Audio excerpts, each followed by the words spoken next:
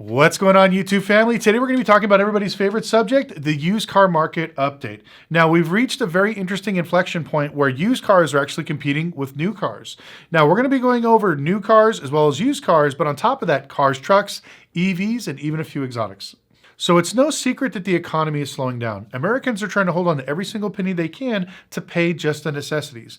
Now, one of the numbers we use to track to see how busy we are at a dealership is an application count. This lets us know how many people are actually applying for cars. And after I talked to a few dealers across the United States, whether they're independent or franchises, they are 50% at their application account of where they were a year ago. So if they got 1,200 last year, now they're somewhere around 600. Independents, let's say they're at 100, now they're at 50.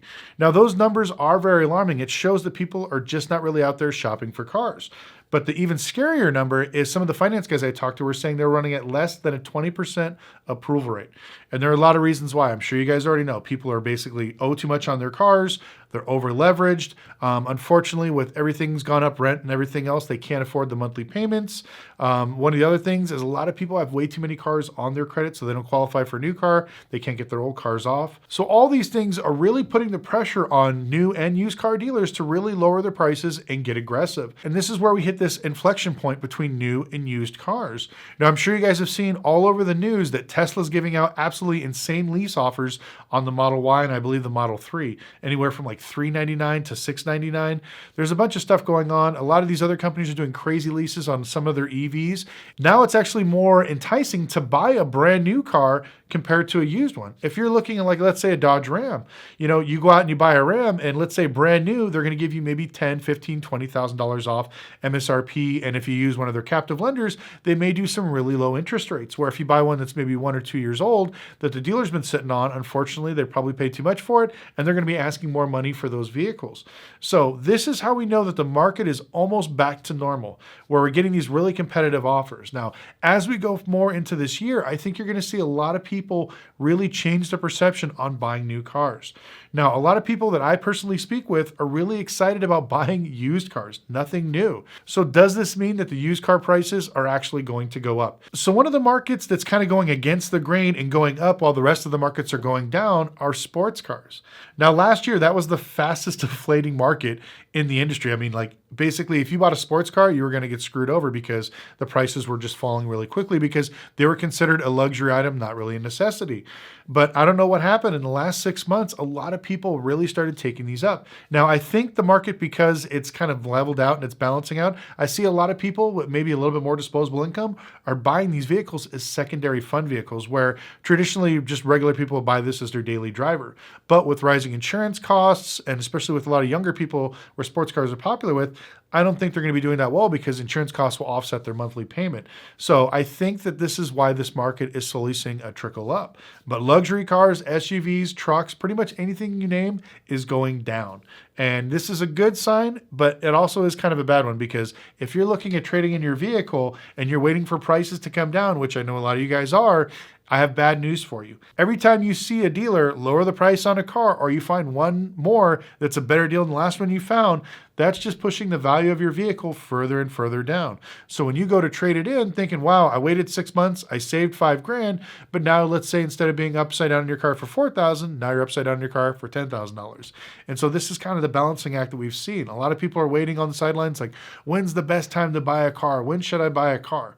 My advice, if you need a car today, and the numbers make sense, buy it. But do not get yourself over leveraged. If you want something super specific, super rare, unless you can get a good deal on it, just wait, or buy a cash car. Now, this is one that really blew me away. Now, I've been basically betting everything on buying cheap, affordable cars because I knew that the market would start pushing people that couldn't get approved in these applications into cheap, affordable cash cars. Now, to my surprise, there are a lot of these things still sitting around the auction. I have a lot of cars under $10,000 that are basically bouncing from Manheim to Odessa up for sale because dealers don't have the money to buy them. But it's a different scenario if you're selling them on Facebook Marketplace. That lets me know that the market for cheap, affordable cars on Facebook Marketplace is going to be booming. Now remember, tax season is coming up, and this is the Christmas for all dealers. This is what every dealer's been waiting for the last 12 months, is when regular people have $3,000, $4,000, $5,000, $10,000 to put down on vehicles. But unfortunately, I don't think that boom is going to happen. Now, tax season used to be a 3-month long, just absolute boom in business because it stimulates the whole economy. I have friends that have furniture stores that are getting in on it. I have other friends that work at just all kinds of things that sell extra accessories. And when people get this tax money, they spend it. But I think that this tax season is going to be very, very bad because a lot of people owe money from the stimulus.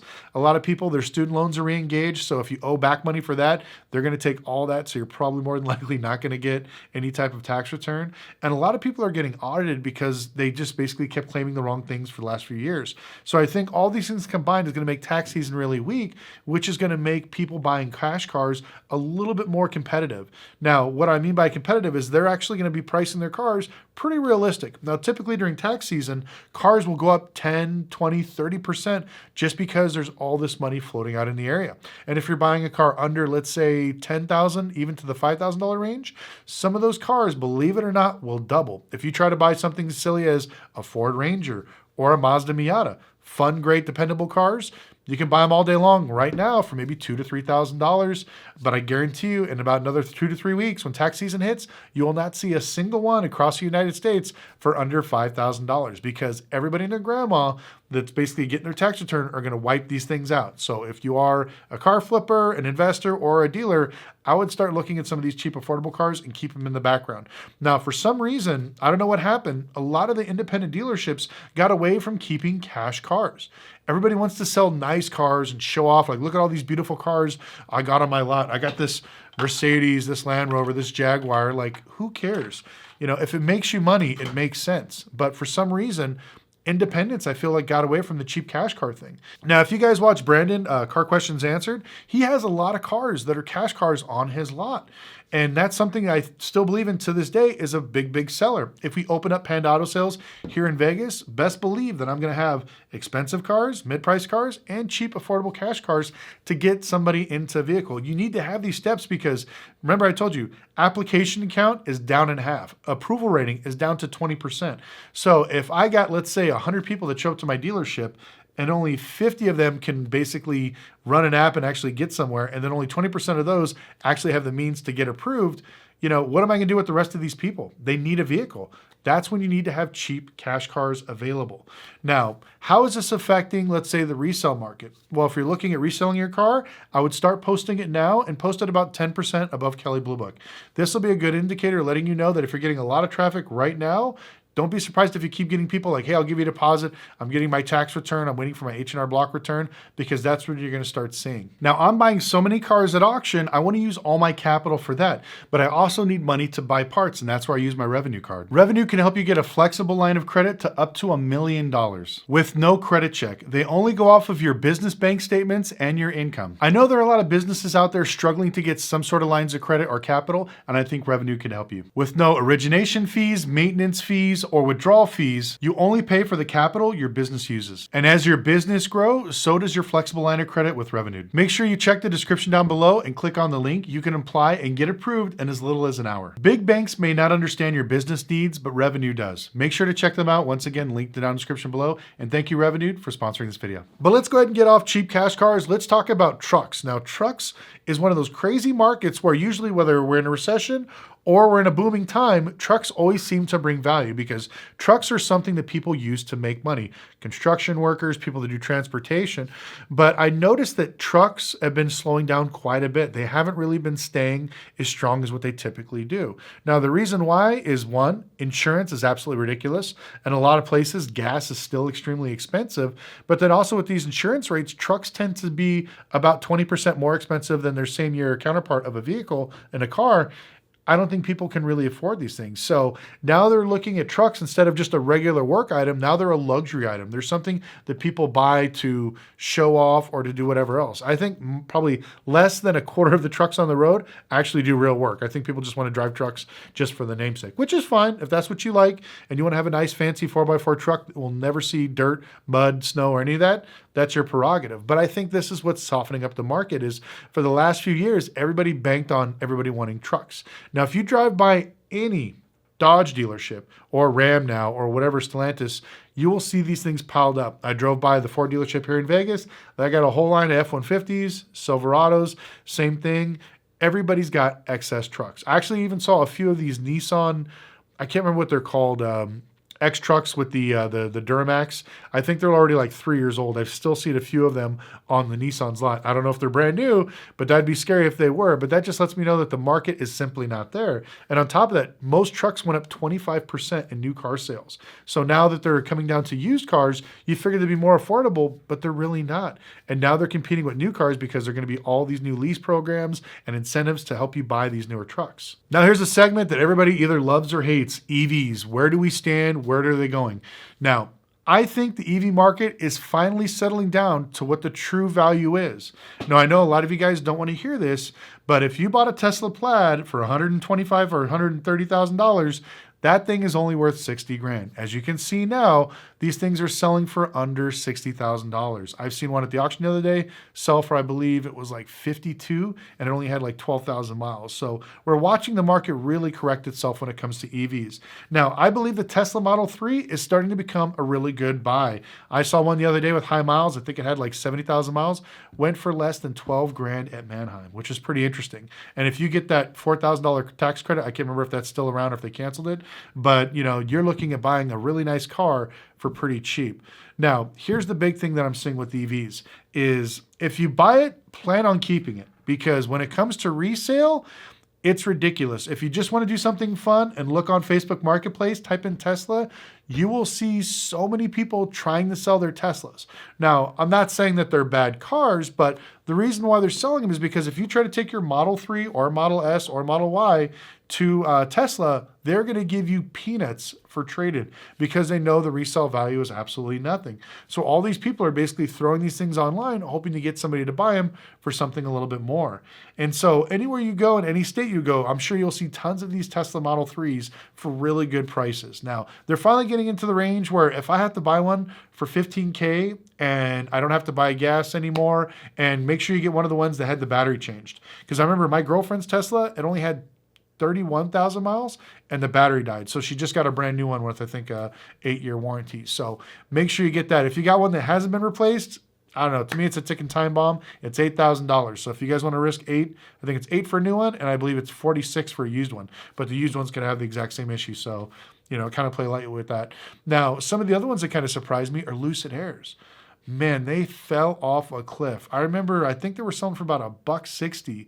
And today at auction, you're looking at maybe mid-50s for one of those things, which is sad because, they do look beautiful and they're crazy fast, but man, they just fell off a cliff.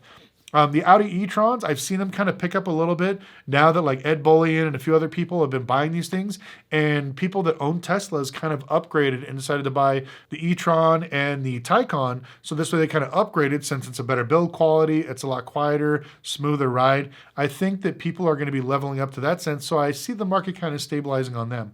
And that brings us to Cybertrucks and Ford F-150 Lightnings. Both of these trucks have taken a big hit. I've seen Cybertrucks go for the mid-70s at auction right now with basically no miles. I knew these things were going to be a novelty. A lot of people really thought that the market was going to boom and people were going to go nuts.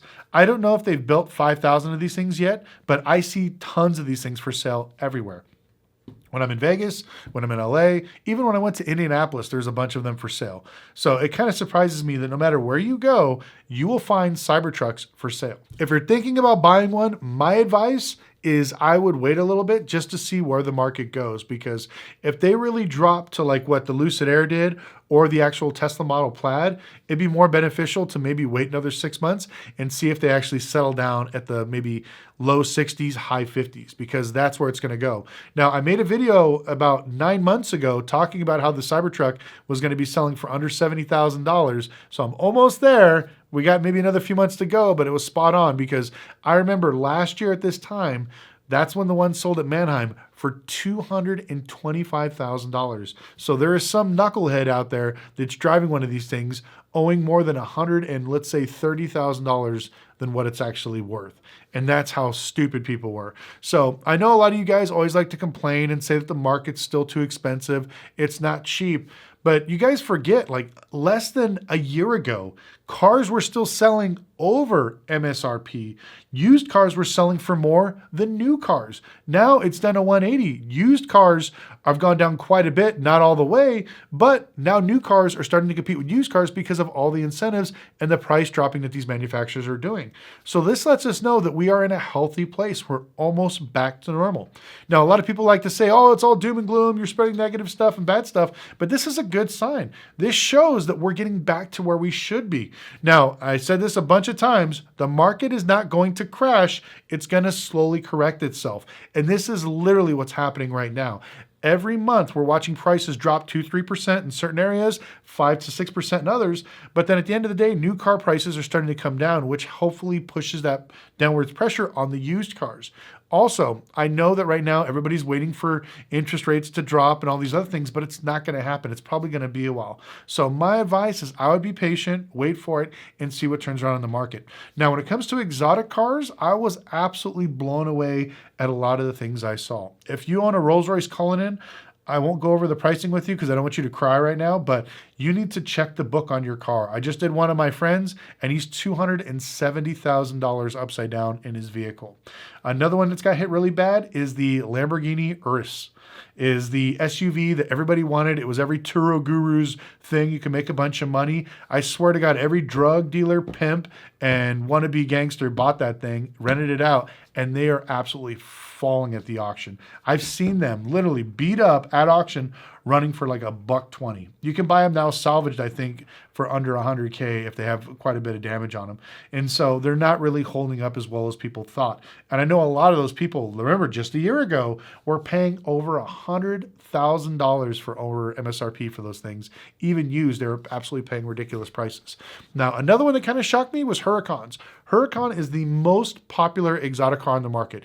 Everybody was crying, when are Huracans going to get under 200K like they were before in 2019? It's never going to happen, blah, blah, blah. I remember last year looking at a 2017 with 40,000 miles, and it was a coupe, two-wheel drive, and they wanted $220,000, and that was the cheapest one at the time. Today, I personally have a 2019 Spider for sale with 40,000 miles for, I believe it was like $175. So cars are finally under the 200K range. You can go out and find one of these things all day long for under 200K. I see a lot of the group sites and dealer wholesale sites, these guys still holding on to 2016s and 17s, still thinking they're worth over $200,000. I don't care if you got 5 miles on it, it is not worth that. Sell it now before the market falls out, because I'm watching these cars drop every single month, and you're seeing massive increments. When we talk about regular cars, you're seeing these little, 5%, 3% reductions. Aston Martin, we sold a Vantage just the other day for $73,000. If we would have sold that car 2 months ago, let's say at the end of December, maybe the beginning of November, we probably would have got an additional $15,000 on that. That's how fast the price dropped, or how much the value dropped in just that short a time. So remember, exotic cars are fun to buy and they're fun to play with, but man, when that freaking depreciation swing hits or when the market moves, it really drops your cars. And remember, when you have something this expensive, you have to drop the prices really aggressive to get people to want to buy them. I've had a few exotic cars for sale on my Instagram, and I've had to wait because I've had a lot of people message me, but nobody can get approved. I've sent them to Luxury Lease Partners, which is probably one of the best banks I know that can get people financed, and people owed way too much money on their cars, their credit was too bad, or they didn't have bank statements that actually showed they made money, so I can't get these people approved. And so now I've been sitting on these cars for almost 90 days, which is crazy. Right now, I have the cheapest F8 Spider in the United States, the cheapest Audi R8 all-wheel drive in the United States, and the cheapest Lamborghini Huracan Spider in the United States. And all of those are sitting because the exotic car market is just crazy. Even with these low prices, unless people have cash or they have previous history of buying exotic cars, that's where it gets competitive and that's where you could sell it. The reason why the prices are going down so fast is because during the pandemic, anybody that had a pulse can go to Ally and get a $200,000 loan. I had friends of mine that literally went from a Honda Accord to a Lamborghini Urus during the pandemic because Ally financed them. It absolutely blew my mind. I remember having videos, you can go back on my channel, how to buy an exotic car. It was a whole thing. You had to buy like a $60,000 car, then a $100,000 car, then a $150,000 car, then a $200,000 car. You had to make these steps to prove to the banks that you can afford a $200,000, $300,000, $400,000 auto loan. But now, they were giving these loans away to everybody. Well, not now, but during the pandemic, they were giving everybody loans, and it just absolutely was insane. But today, it's a completely other thing. Remember, the banks have tightened the purse strings. They're not lending as much, and so they're really dialing into, if you can truly afford an exotic, we'll give it to you. And that's why we're seeing exotic car prices drop so quickly. So my advice, if you're looking to either liquidate an exotic, do it now. If you want to buy an exotic, make sure you get approved before. Don't do this thing. I had a guy show up literally, I got 50 grand down, I got an 800 credit score, any bank will finance me. Every bank turned him down because they didn't want to take on a risk because he's never purchased anything that expensive as a car before. Do not let your credit score fool you. As a dealer, and my dealer friends, you can chime in the comments section, there's nothing worse than somebody with a 750 or an 800 score thinking they're God. The score doesn't mean shit. It's the history.